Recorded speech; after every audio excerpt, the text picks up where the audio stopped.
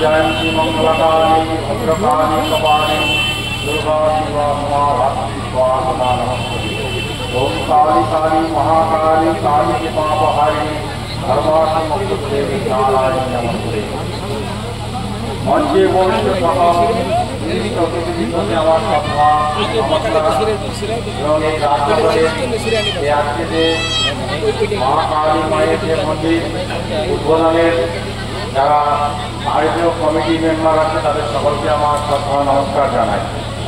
আজকের এই এত সুন্দর পবিত্র মায়ের আবির্ভাব বড়হানি কালী পূজা উপলক্ষে মায়ের যে সুন্দর একটি মন্দির এই গ্রামে উদ্বোধন হচ্ছে, তা এখানকার সকল গ্রামবাসীদের কাছে একটি আনন্দে, কারণ মা এখানে পার্মানেন্টভাবে এখানে থেকে সবাইকে আশীর্বাদ করবেন এবং তাদের মঙ্গল কামনার জন্য মায়ের আবির্ভাব এখানে একটি সৎসঙ্গে এবং সৎ চিন্তা ভাবনার মাধ্যমে এখানকার পরিবেশ মুখরিত হবে। তাই আজকের দিনটি সকলের কাছে সত্যিই আনন্দদায়ক এবং যারা ভগবত প্রেমী সনাতনীরা আছে তাদের কাছে এটি একটি বিশেষ দিন। এবার আসছি যে মা কালী, আমরা মাকে কালী বলেই জানি, কিন্তু মা কালীর আবির্ভাবের কারণ কি এবং কেনই বা মা এসেছিলেন বা মা কালী আমরা কেনই বা পুজো করব। কালী কথাটি হচ্ছে একটি সংস্কৃত শব্দ, কিন্তু কাল থেকে এসেছে। কাল অর্থাৎ এই কাল যিনি মৃত্যু ও সময়কে পরিবর্তন করেন সেই দেবাদিদেব মহাদেব মহাকাল। সেই মহাকালকে যিনি যে মা তার পায়ের তলায় করদলিত করে রাখেন তিনি হচ্ছেন মহাকালী। মহাকালী হচ্ছেন দশ মহাবিদ্যার রূপিণী একটি প্রথম রূপ, পার্বতীর মা পার্বতীর রূপ। তিনি চন্দ্রমণ্ডলকে বধ করার জন্য মা পার্বতীর যে ক্রোধের রূপ, সেই ক্রোধের রূপে সৃষ্টি হয়েছিলেন মহাকালী। এই মা কালী তিনি দশ মহাবিদ্যার রূপিণী এবং জগৎজননী। তিনি আমাদের তার সন্তানদেরকে তার সন্তানের মঙ্গল কামনার জন্য পৃথিবীতে তার এই আগমন।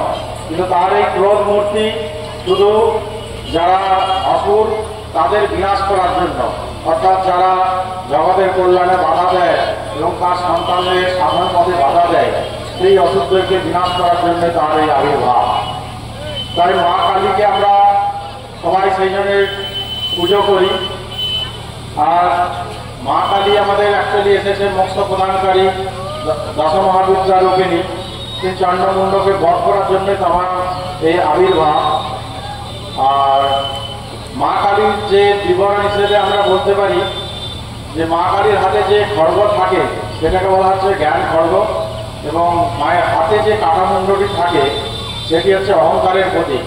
অর্থাৎ মা এই জ্ঞান খড়গ দিয়ে যারা অহংকারী তাদের মুণ্ড ছেদন করে মা তাদেরকে মোক্ষ প্রদান করার জন্য তিনি আবির্ভূত হয়েছেন। এবং মায়ের যে গলাতে মুন্ডমালা আছেন সেই মুন্ডমালাটি হচ্ছে একটি স্বরবর্ণ এবং ব্যঞ্জন বর্ণের 50টি স্বরবর্ণ এবং ব্যঞ্জন বর্ণের মিলিত একটি বুদ্ধির প্রতীক। অর্থাৎ মা যে বুদ্ধি প্রদানকারী, আমাদের মধ্যে যে সৎ বুদ্ধি সৎ চিন্তা ধারণকারী তিনি হচ্ছেন সেই। অর্থাৎ চণ্ডীতে আছে যা দেবী সর্বভূতেষু বুদ্ধি রূপে না সংস্থিতা। অর্থাৎ মা সেই হচ্ছে বিদ্যা বুদ্ধি দানকারী। অর্থাৎ মা এই যে সৎ বুদ্ধি, বুদ্ধি মানে আমাদের যে বুদ্ধি আছে যে বুদ্ধি নয়, মা হচ্ছে সেই বুদ্ধি দেন যে বুদ্ধি দ্বারা আমরা ভগবত চিন্তা করতে পারি এবং এই ভগবানকে সত্যিকারের অন্তরে ধারণ করে আমরা এই সংসার লোক থেকে মুক্ত হতে পারি, সেই বুদ্ধি তিনি দেন। আর মায়ের যে জীবা আছে সেই জীবটি হচ্ছে লাল টকটকে জীব, তিনি সবসময় জীব বের করে রাখেন। অর্থাৎ এই জীবের প্রতীক হচ্ছে লোভ মোহ, রজগুণের প্রতীক। লোভ মোহর জন্য মানুষ যারা আজকে সংসারের মানুষ যারা সবসময় লোভে মোহেতে মোহগ্রস্ত হয়ে আছে, কিছুতেই তাদের কন্ট্রোল করা যাচ্ছে না, সেই লোভকে কন্ট্রোল করার জন্য মা তার এই সপ্তগুণী দাঁতের দ্বারা তাকে চিপে রাখে। অর্থাৎ চেপে রাখার কারণ হচ্ছে এই রজগুণকে তিনি কন্ট্রোল করেন তার সপ্তগুণী দাঁতের দ্বারা। এইভাবেই মায়ের যে মা কালীর যে আবির্ভাব, মা কালীর যে আবরণ বা যেভাবে তাকে ঘটনা করা হয়েছে এগুলি হচ্ছে তার প্রতীক। এবার মা কালীকে আমরা কালী বলি কেন বা কালো কেন, তাই তো? মা কালো, এখন দেবতাদের মধ্যে কালো, তিনি কালোই বা হলেন কেন? অ্যাকচুয়ালি আমরা দূর থেকে যে কোনো জিনিসকে দেখি কালো, যেমন আকাশকে আমরা দূর থেকে দেখি নীল, কিন্তু কাছে এলে দেখতে পাই যে আকাশের কোনো রং নেই। সমুদ্রের জলকে আমরা দূর থেকে দেখি কালো, কিন্তু কাছে গিয়ে দেখি কালো নয়, জলের রং নেই। এইরকম এখানে এক্ষেত্রে তো মা কালীর যে মূর্তি আমরা দেখি, যে কাছে গেলেও তো মূর্তিকে কালো দেখি, তাহলে এক্ষেত্রে অর্থের প্রসঙ্গ বা মানেটি কি? অর্থাৎ এক্ষেত্রে হচ্ছে আমরা মাকে যে বাহ্যিক রূপে দেখি, সেটা আমাদের অজ্ঞানতার জন্য, আমাদের মধ্যে যে অজ্ঞান আছে সেই অজ্ঞানের জন্য আমরা দূর থেকে মাকে আমরা কালো দেখি।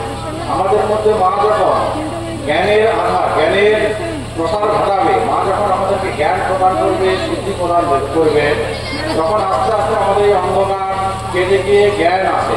সেই সাত্বিক জ্ঞানের দ্বারা আমরা মায়ের যত কাছাকাছি যাবো, তখন মাকে আমরা তাকে জ্যোতিরূপে দেখবো। অর্থাৎ মা সেই জ্যোতিরূপী জগৎ জননী, আমাদের কল্যাণ কারণ করার জন্য, মঙ্গল প্রদান করার জন্য, আমাদেরকে সংসারের মোহ থেকে, মায়া থেকে মুক্ত করার জন্যই মায়ের আবির্ভাব। তাই মাকে আমাদের আমরা যে আরাধনা করি, শুধু পুজোর দিনগুলোতে আনন্দ উৎসব করে কেটে গেল, তারপর আবার যেমন ছিলাম তেমন নয়। মাকে আমরা সাধারণত আমরা আরাধনা করি আমাদের এই সংসার মোহ থেকে মুক্ত হওয়ার জন্য, মুক্ত হওয়ার জন্য। অর্থাৎ শিব ও কালী হচ্ছে একই অঙ্গে দুটি, হর পার্বতী যেমন আছে একই অঙ্গে দুই রূপ। অগ্নির যেমন দাহিকা শক্তি, মানে অগ্নি আগুনের যে তাপটা, আমরা তাপ আর আগুন যেমন আলাদা করতে পারি না, সেরকম মা কালী এবং শিব, তার এই যে শক্তি, অর্থাৎ শিবের শক্তি হচ্ছে মা কালী। শিব যে তাণ্ডব লীলা করে, সংহার মূর্তি ধারণ করে, সৃষ্টি বিনাশ করে, সেই কালীর এই শক্তি দ্বারা, অর্থাৎ শিব একমাত্র কালীর শক্তিতেই এই পৃথিবীকে সংহার করে। মা কালী হচ্ছে শিবের সেই শক্তি। সেই মা কালী যেমন ভালোর জন্য মঙ্গল প্রদান করেন, সত্যের জন্য তিনি সকলের সন্তানদের কাছে থাকেন, তেমনি অসুর বিনাশ করার জন্য তিনি কঠোর মূর্তি ধারণ করেন, কঠোর রূপ ধারণ করে তাদেরকে তাকে পথে আনার জন্য তিনি বারবার চেষ্টা করেন। এবার আসছি আমরা এই পুজো করি কেন বা আমাদের উদ্দেশ্য বা কি। এখন প্রথমে আসছি যে এত আমাদের মনুষ্য জন্মকে শ্রেষ্ঠ জন্ম বলা হয় কেন, বা মনুষ্য জন্মের উদ্দেশ্য কি? দেখুন, পৃথিবীতে কত রকমের জন্ম হয়েছে, কত রকম জীব জন্তু পশু পক্ষী সবাই আছে, কিন্তু আমরা কাউকে কি দেখেছি মানুষের মধ্যে তাদের বিবেক, বুদ্ধি, জ্ঞান বা চেতনা কোনো প্রাণীর মধ্যে নেই। একমাত্র এই মানুষের মধ্যে বিবেক, জ্ঞান, বুদ্ধি, ভালো মন্দ, পাপ পুণ্য সেই একমাত্র বুঝতে পারে। সেই জন্য ঠাকুর শ্রী রামকৃষ্ণদেব বলেছেন, মনুষ্য জন্মই হচ্ছে ঈশ্বরকে লাভ করার জন্য। ঈশ্বরকে লাভ মানে ঈশ্বরকে পাওয়ার জন্য বা ঈশ্বরময় হয়ে যাওয়ার জন্যই আমাদের মনুষ্য জন্ম। তাহলে আমরা মনুষ্য জন্ম লাভ করে কেন ভগবানকে লাভ করতে পারছি না, বা ভগবানকে কেন চিন্তা করতে পারছি না? তার কারণ হচ্ছে আমাদের এই বাসনা, যে সংসারের প্রতি অত্যধিক আসক্তি। আমরা কি জানি পরের জন্মে আমাদের মানুষ হব কি হব না?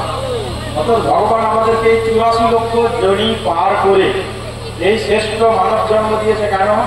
তা ভগবানের চিন্তা করবো বলে, ভগবানকে স্মরণ মনন করবে এবং তাতে আমরা মিশে যাবো বলেই আমাদের মনুষ্য জন্ম। কিন্তু আমরা মানুষ হওয়ার পর আমরা তা না করে আমরা আমাদের সংসারটাকে আমরা আমাদের আসল ভেবে নিয়ে, এবং সংসারটাই আমাদের কাছে সব কিছু ভেবে এই সংসারের মধ্যে আসক্ত হয়ে যায়। কিন্তু সংসার তো থাকবে না, এই মৃত্যু লোক, এই দুঃখ লোক, এই ভোগের স্থানে সংসার তো কখনো থাকে। দেখুন, আপনারা প্রত্যেকেই তো একদিন না এই মৃত্যু লোকে তো প্রত্যেককেই চলে যেতে হবে। তাহলে সংসার তখন আপনি যার জন্য এত চিন্তা করছেন, যাকে নিয়ে পাগল হয়ে আছেন, যাকে ছাড়া বাঁচতে পারবেন না, সেই মৃত্যু যখন আসবে আপনাকে তখন কে সেখানে বাধা প্রদান করবে, বা কেউ কি আপনাকে তখন রাখতে পারবে, বা আপনি কি সাথে কিছু নিয়ে যেতে পারবেন? কিছুই নিয়ে যেতে পারবেন না। তাহলে আমাদের সাথে যাবে কি? আমাদের সাথে যাবে পূর্ণ কর্ম। আমরা ভগবানকে কতটুকু ডাকলাম, কতটুকু চিন্তা করলাম, এইটির উপরই আমাদের নেক্সট জন্ম নির্ধারণ করবে। অর্থাৎ আমরা যদি এই জন্মে যত পাপ, যত অজ্ঞান, যত রকমের খারাপ কর্ম, চালাকির দ্বারা যা কিছু করছি আমরা, এই ধর্ম তার অহংকার করে, অত্যাচার করে, মানুষের ক্ষতি করে, মানুষকে প্রবঞ্চনা করে যা যা করছি, যতই তোমরা এই শরীর ধারণ করে করো না কেন, এর কর্মফল তোমাকে ভুগতেই হবে, কেউ রক্ষা করতে পারবে না। এই প্রারব্ধ কর্ম হিসেবে সে পরের জন্মে আর সত্যিকারের মানুষ হতে পারবে কিনা তার কোনো গ্যারেন্টি নেই। তাই এই জন্ম পেয়েছ, এই জন্মতে এই ভগবান এই জন্ম দিয়েছে আমাদেরকে তাকে ডাকার জন্য, তাকে চিন্তা করার জন্য।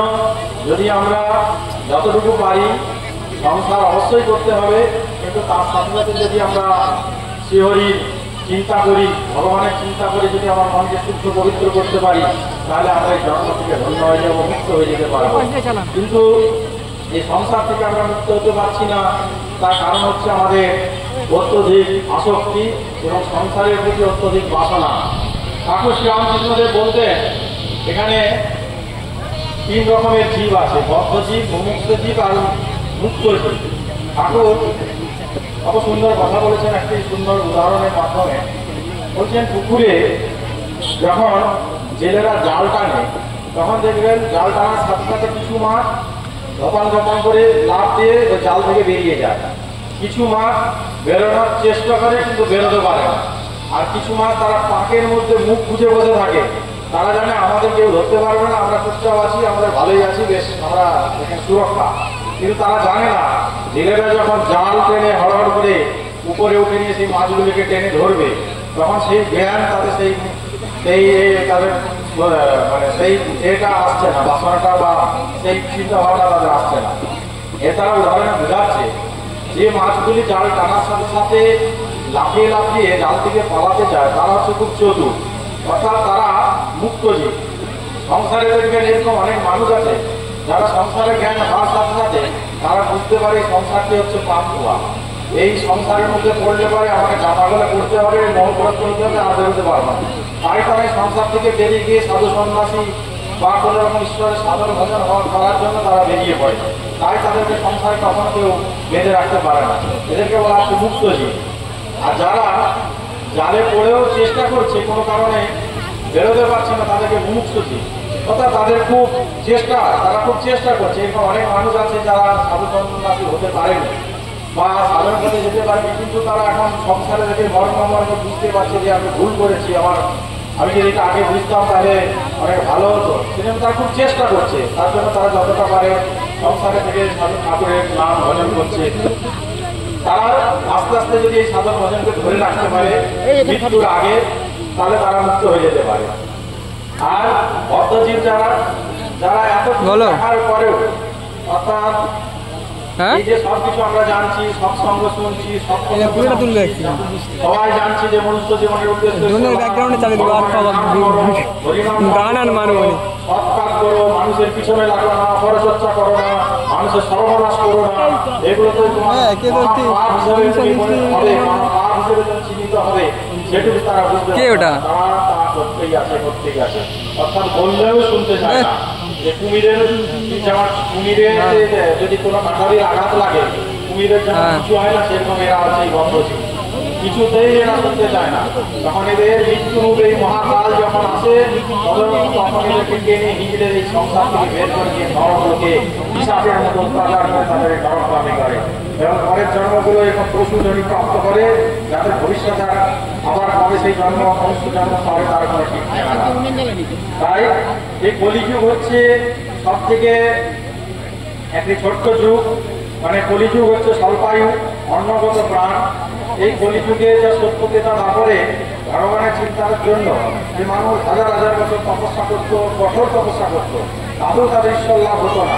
তো এই কলিযুগকে ভগবান এত সুন্দর করে দিয়েছেন যে শুধু মাত্র যদি তারা হরিনাম সংকীর্তন করে, সকাল সন্ধ্যায় হাততালি দিয়ে হরিনাম করে, ভগবানের নাম করে, একটু হরিচিন্তা করে, আর মানুষের সেবা কার্য করে, মানুষকে হিংসা দেশ না করে, মানুষের পিছনে না লেগে, মানুষের সর্বনাশ না করে, মানুষের সহযোগিতা করা, দুঃখ দিন দ্বারা যারা অসহায় তাদের পাশে দাঁড়ানো, সৎভাবে অন্তর দিয়ে তাদেরকে সেবা করা, যদি এইগুলি কেউ করতে পারে তাতে তাদের পূর্ণ ফল অর্জন হবে এবং তারা আস্তে আস্তে ভগবানের দিকে গতি প্রাপ্ত হবে। তাই এই কলিযুগে মনুষ্য যুগের ধর্ম হচ্ছে সৎ চিন্তা করা, আর সৎ নাম করা। ঠাকুর বলতে যারা মাতাল হয় তাদের মদের নেশা কাটে না, তাদেরকে চাল ধোয়ানি জল খাওয়াতে হয়। চাল ধোয়ানি জল খাওয়ালে তাদের মদের নেশা কেটে যায়। এরকম যারা ঈশ্বরের পথে যারা আসছে না ভদ্রজীব, তাদেরকেও এই সৎসঙ্গ, হরিনাম, সংকীর্তন, এরকম যে মায়ের মন্দির হচ্ছে, এই মন্দিরের মাধ্যমে তাদের ভাব তাদের মধ্যে তাকে বারবার বুঝিয়ে দেওয়া যে তুমি ঈশ্বরের শরণাপন্ন হও, ঈশ্বরকে ডাকো। এইভাবে যদি তারা ঈশ্বরের শরণাপন্ন হতে পারে এবং ঈশ্বরকে স্মরণ মনন করতে পারে, তাহলে তারা এই সংসার লোক থেকে ক্রমে আস্তে আস্তে মুক্ত হতে পারবে। তাই এই আধ্যাত্মিক পরিবেশে এবং আমাদের মনুষ্য জন্মের যে উদ্দেশ্য ভগবান লাভ করা, আর অন্য কিছুই নয়, এটা বারবার মনে রাখতে হবে। বাকি যা কিছু আপনারা করছেন এই সবই অকাজ কুকাজ, এই কাজে কিচ্ছু হবে না। ভগবানের নাম যদি না স্মরণ মনন করতে পারি, ভগবানকে যদি না ঠিকঠাক জানতে পারি, তাহলে আমাদের এই জীবন সত্যিকারে একটা বৃথা জন্ম যাবে। আবার পরের জন্মে আমরা মানুষ হবো কি হবো না তার কোনো গ্যারেন্টি নেই। তাই এই জন্ম পেয়েছি যখন, মায়ের মা এখানে যখন আপনাদের সেবা করার জন্য এসেই গেছে, মা তো সবসময় আছে, তখন তাকে আমরা মন্দিরে সুপ্রতিষ্ঠা করেছি আমাদের নিজেদের ধন্যবাদ জন্য। অন্তত আপনারা সবাই আর যা নাই করুন, কিন্তু সকাল সন্ধ্যায় ভগবানের একটু নাম স্মরণ মনন করুন, তাকে ডাকুন। আর যতটা পারবেন পরচর্চা পরনিন্দা না করে, লোকের পিছনে না লেগে, যে যা হরি কৃষ্ণ নাম যায় যাকে ভালোবাসে তার চিন্তা একটু সকাল সন্ধ্যায় হাততালি দিয়ে করলে, তাহলে তার জীবন থেকে সে মহৎ মুক্ত হতে পারবে। এই প্রার্থনা করি মায়ের কাছে, মা জগৎজননীর কাছে, মা সকলের মঙ্গল করুক, কল্যাণ করুক, মা সবাইকে ভালো রাখুক। মা নিশ্চয়ই আমাদের কল্যাণের জন্য সর্বদাই থাকবেন, আছেন। তাই আমরা যেন মায়ের চরণে শরণাগত হয়ে মায়ের আশীর্বাদ প্রার্থনা করি। আর আজকের এই সুন্দর এই অনুষ্ঠানে এবং মায়ের কাছে এই প্রার্থনা করে আজকের এই আমার সামান্য সূত্র বক্তব্য আমি শেষ করছি। ওম সর্বমঙ্গল মঙ্গলে শিবে সর্বার্থ সাধিকে শরণ্যে ত্র্যম্বকে গৌরী নারায়ণী নমস্তুতে। সৃষ্টি স্থিতি বিনাশানাং শক্তিভূতে সনাতনী গুণাশ্রয় গুণময় নারায়ণী নমস্তুতে। শরণাগত দীনার্থ পরিত্রাণপরায়ণে সর্বশক্তি হরি দেবী নারায়ণী নমস্তুতে। মা সকলের মঙ্গল করে, এখানে সকলের পাপ দুঃখ বিনাশ করে মা সকলকে তার আশীর্বাদ করে, তাদের মধ্যে জ্ঞান চৈতন্য ফিরিয়ে দিক এবং তাদের চেতনা চেতনের মাধ্যমে মায়ের কাছে সবাই আমরা তাদের লীন হয়ে যেতে পারি, এই প্রার্থনা মায়ের কাছে। আমার মাথা নত করে দাও হে তোমার চরণ খোলার পরে, আমার সকল অহংকার হে তোমার ঘুচাও বস্তু জলে। আমাদের সকলের মাথা মহারাজজির চরণে অর্পিত হোক। আমাদের জনপদের এই রাজনগর পশ্চিম জনপদের পক্ষ থেকে আমাদের প্রণাম, শ্রদ্ধা, অভিবাদন আরও একবার পূজ্যপাদ মহারাজজিকে।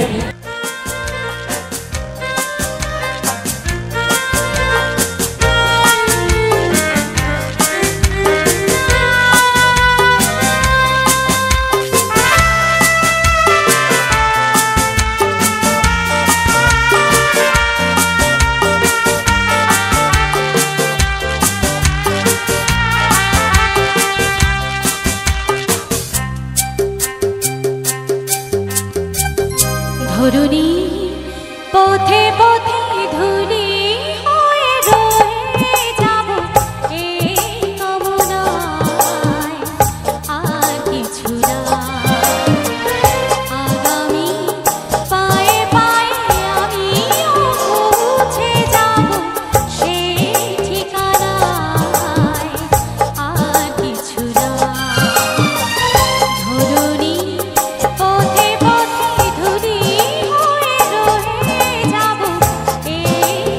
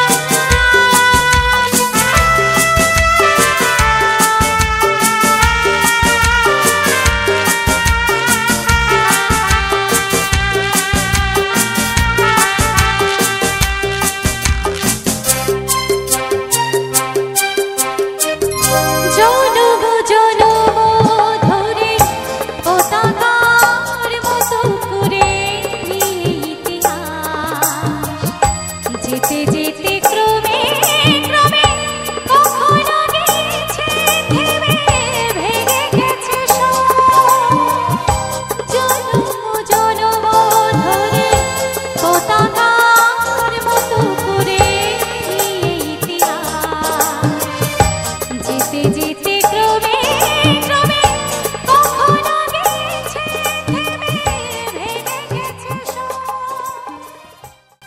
বেস্ট ফটোগ্রাফি মৃণাল কান্তি জানা। ফটোগ্রাফি প্রতিযোগিতার পুরস্কার তুলে দিচ্ছেন মৃণাল কান্তি জানার হাতে। পুরস্কার তুলে দিচ্ছেন আমাদের ঘাটাল মহকুমা ডেপুটি ম্যাজিস্ট্রেট এবং ডেপুটি কালেক্টর শ্রী অতনু দাস মহাশয়।